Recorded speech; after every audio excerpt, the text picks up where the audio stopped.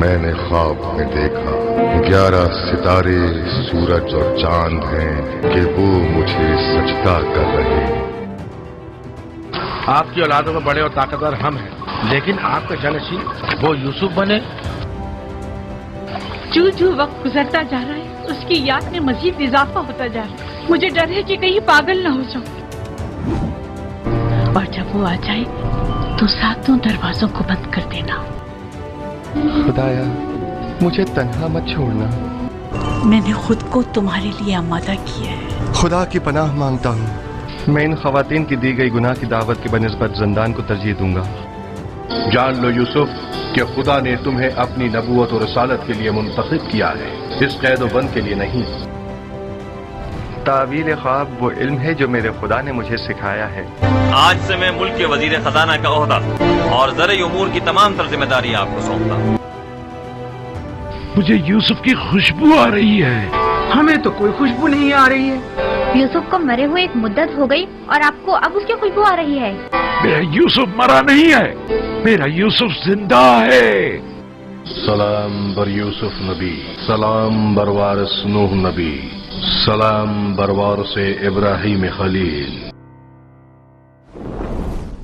अल्लाह ने हज़रत यूसुफ़ अलैहिस्सलाम के क़िस्से को अहसनुल क़सस यानी तमाम क़िस्सों में सबसे अफजल क़िस्सा करार दिया है।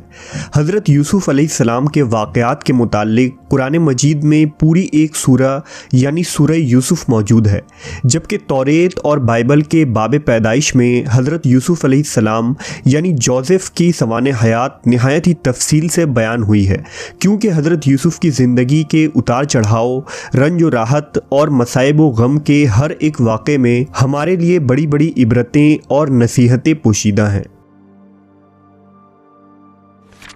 ये तकरीबन 2000 क़ब्ल अज़ मसीह का ज़माना था जब किनान में हज़रत यूसुफ़ अलैहिस्सलाम की पैदाइश हुई। हज़रत यूसुफ़ के वालिद हज़रत याकूब अलैहिस्सलाम थे, जो हज़रत इसहाक़ अलैहिस्सलाम के बेटे हैं। इस तरह हज़रत यूसुफ़ हज़रत इसहाक़ के पोते और हज़रत इब्राहीम अलैहिस्सलाम के पड़ पोते हुए। हज़रत यूसुफ़ के वालिदा का नाम राहील बिनते लाबान था, जिनके मुतालिक रिवायतों में आता है कि अल्लाह ने उन्हें दुनिया का निस्फ़ हुस्न अता किया था और आप नहायत ही हसीन व जमील खातून थीं। याकूब अलैहिस्सलाम की मज़ीद 3 बीवियाँ और थीं, लेकिन राहील आपकी सबसे चहीती बीवी थी। हज़रत यूसुफ़ अलैहिस्सलाम किनान के लोगों के लिए रहमत बनकर तशरीफ़ लाए थे और आपकी पैदाइश पर खूब बारिश हुई, जिससे फसलों में इजाफ़ा हुआ। वहीं इस्तार के मंदिर में आग लग गई, जहां मुशरिक लोग बुत की पूजा किया करते थे।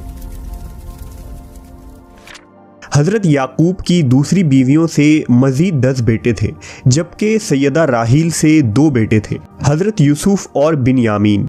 यानी सिर्फ बिन्यामीन हज़रत यूसुफ़ के हकीकी भाई थे और बाकी दूसरे माओं से थे। जब बिन्यामीन की पैदाइश हुई तो राहील वफ़ात पा गई। उस वक्त हज़रत यूसुफ़ अलैहिस्सलाम की उम्र 3 या 4 बरस थी। हज़रत यूसुफ़ अलैहिस्सलाम अपने तमाम भाइयों में सबसे ज़्यादा अपने बाप के प्यारे थे। याकूब अलैहिस्सलाम को उनसे बेइंतहा उल्फत व मोहब्बत थी।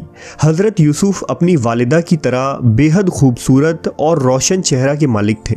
खूबसूरती के साथ अल्लाह ने हज़रत यूसुफ़ को बेमिसल अक्ल व फ़हम से भी नवाजा था।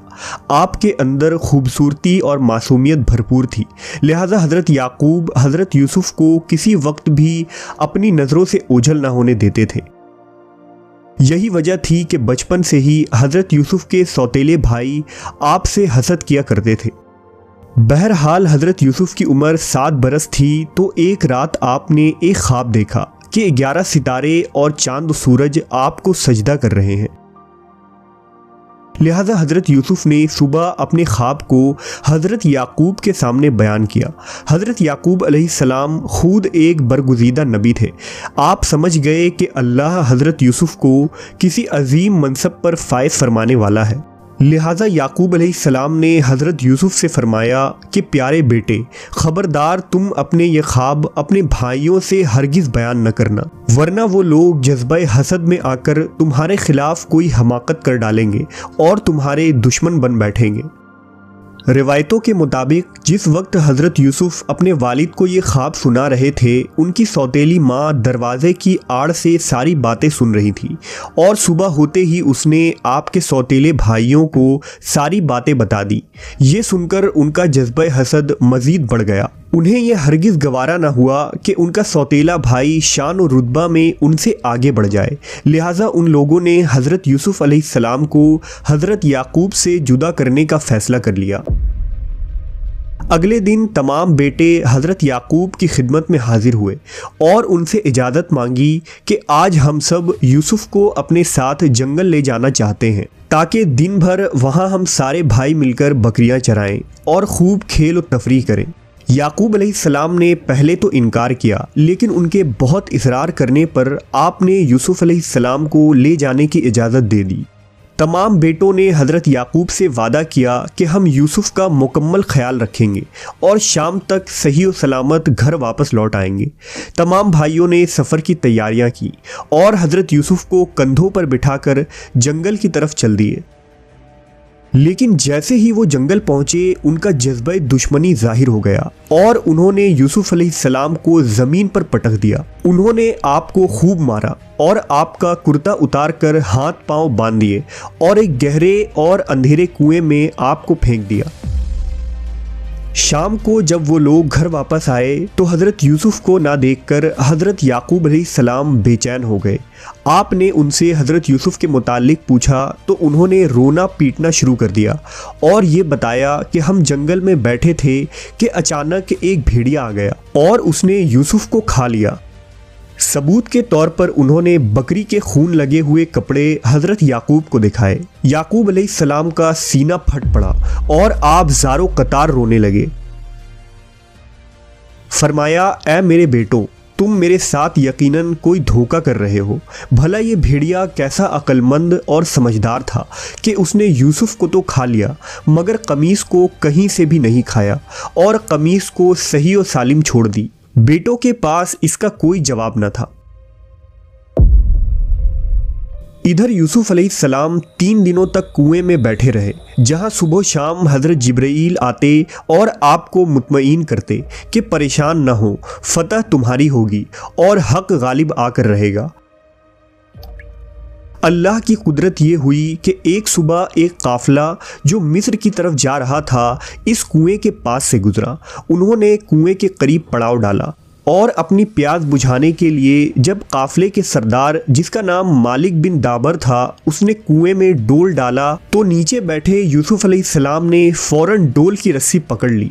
उन्होंने रस्सी खींचा तो एक खूबसूरत बच्चा बाहर आया। वो लोग हैरत ज़दा रह गए।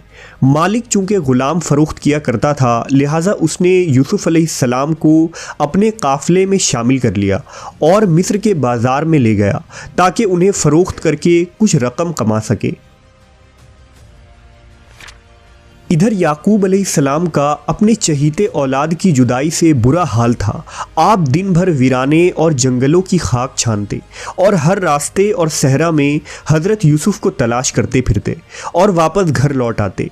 आप यूसुफ की जुदाई में दिन रात रोते और अल्लाह से फरियाद करते कि किसी तरह यूसुफ उन्हें मिल जाए तो दोबारा वो उन्हें अपनी आंखों से एक पल के लिए भी दूर ना करेंगे। लेकिन खुदा ताला को कुछ और ही मंजूर था और यहाँ बाज़ार मिस्र में इस मुक़द्दस हस्ती को मालिक ने चौराहे पर खड़ा कर रखा था और लोग यूसुफ अलैहिस्सलाम पर बोलियां लगा रहे थे। जब मिस्र के गवर्नर यानी अजीज़ मिस्र, जिसका नाम कतफ़ीर था, उसकी नज़र इस खूबसूरत बच्चे पर पड़ी तो ये बच्चा उसे बहुत पसंद आया। उसने हज़रत यूसुफ अलैहिस्सलाम के वज़न के बराबर सोना और रेशमी कपड़े कीमत में देकर उन्हें ख़रीद लिया और उन्हें अपने साथ महल ले आया। कतफ़ीर की बीवी का नाम ज़ुलेखा था, जिससे उसे बेपनाह मोहब्बत थी। उसने हज़रत यूसुफ को ज़ुलेखा के सामने पेश किया और कहा कि ये ग़ुलाम मेरी तरफ से तुम्हें एक तोहफ़ा है, इसे नहायत ही एज़ाज़ व अकराम के साथ रखो और इसे महल के तौर तरीके सिखाओ। उस वक्त हज़रत यूसुफ की उम्र 13 या 14 साल थी। यहाँ महल में यूसुफ अलैहिस्सलाम बहैसियत ग़ुलाम के ज़िंदगी गुजारने लगे। हज़रत यूसुफ अलैहिस्सलाम निहायत ही तेज़ दिमाग वाले और दाना शख्सियत थे, इसलिए बहुत जल्द मिस्री उलूम, पढ़ना लिखना, तलवारबाजी और शाही फ़नून सीख लिए। वक्त गुज़रता रहा और आप जवान हो गए। अज़ीज़ मिस्र और महल के तमाम खादिम यूसुफ अलैहिस्सलाम को बहुत पसंद किया करते थे, क्योंकि आप एक खुदा तरस, नर्म मिजाज, शरीफुन नफ्स और खुश इखलाक इंसान थे। इन तमाम खुसूसियात के अलावा यूसुफ अलैहिस्सलाम निहायत ही खूबसूरत थे और जवानी के इस उम्र में आपके हुस्न में मज़ीद इजाफा हो गया था। जो कोई भी आपके मुबारक चेहरे की तरफ देखता, उसका आप पर से नज़र हटाना मुश्किल हो जाता। अब अल्लाह की तरफ से यूसुफ अलैहिस्सलाम को एक सख्त इम्तहान से गुजरना था, लिहाजा अजीज़ मिस्र की बीवी जुलेखा हज़रत यूसुफ के हुस्न से बहुत मुतासिर हो गई और उसका दिल आपकी तरफ माइल हो गया।